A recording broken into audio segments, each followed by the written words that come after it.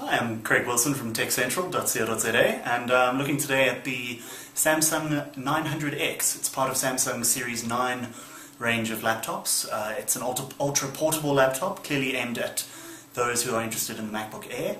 And frankly, it's a lovely little piece of gear.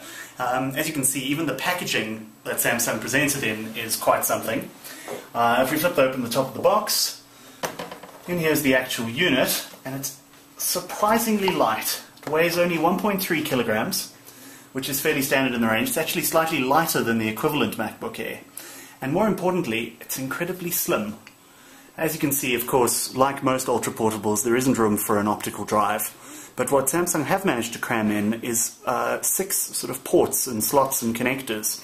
And they're both hidden. They're separated into groups of 3. On the left-hand side, over here, they are hidden behind this little flap. And this side includes a small Ethernet adapter. Fortunately, they give you the requisite adapter in the box. It also includes a mini HDMI out and a USB 3, which is something we haven't seen on ultra-portables yet. If we turn it around and have a look at the other side, here we have a regular USB 2 port on the far right, then your 3.5mm jack audio in and out, and finally a micro SD card slot. Of course, Apple aren't known for putting any sorts of card slots on theirs, so that's certainly one in the Samsung's favour. Now, aside from being incredibly light and incredibly thin, the Samsung does feel rather sturdy. It's made out of some sort of brushed aluminium. The bottom is powder-coated aluminium, and although it attracts fingerprints, it's an incredibly pretty package. If we open up the top, you can see a fairly standard keyboard. Gone are the regular sort of trackpad buttons, although of course they're still here in the sense that bottom left is your regular click and bottom right is the right click. Standard sort of keyboard layout, but what's most impressive really is the boot time. You see, once we hit power up in the corner here, we've actually timed it, and it takes approximately 20 seconds to go from completely switched off to fully rebooted. And that's in part due to the solid-state 128 gig drive that Samsung have included, as well as the the Core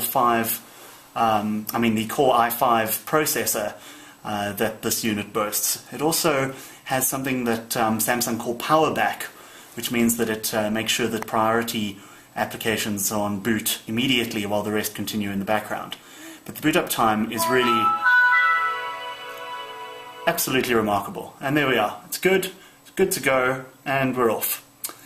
It also wakes from sleep mode in a minute 3 seconds, so it's really easy to get going again. If you've put it to sleep and you've moved somewhere, you flip it open and it's ready to go. The trackpad also has clearly taken inspiration from Apple's MacBook Air in the sense that it supports 2-finger scrolling, although it's not quite as responsive as we would have liked to have seen.